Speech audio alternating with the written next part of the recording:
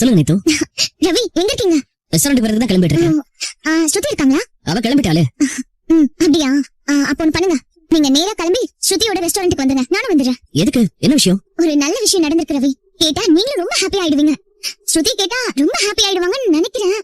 அப்படி என்ன விஷயம் நீத்து? இப்பவே சொல்லுங்க. இல்ல ரவி, நீங்க நேர்ல வாங்க, சொல்றேன். இத சொல்றப்போ நான் ஃபேஸ் எக்ஸ்பிரஷனை பாக்குறது மட்டும் வீட்ல இல்லாம பாத்துக்கோங்களேன். அவர்தான் கண்டிப்பா இருக்கணும். கிருஷ்ணன் அம்மா இங்க விடுறேன்னு சொன்னா அத்தை சும்மா இருப்பாங்களா?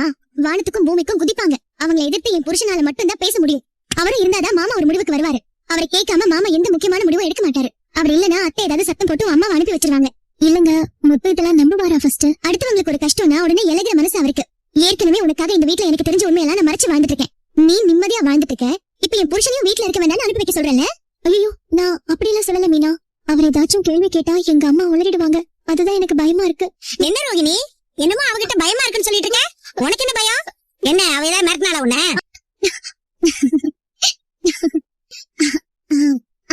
Thank you so much Ravi. என்ன விஷயம் நீத்து? கோவால நடக்க போற ஃபுட் ஃபெஸ்டிவல் காம்படிஷனுக்கு நம்ம ரெஸ்டாரண்ட் செலக்ட் ஆயிருக்கு.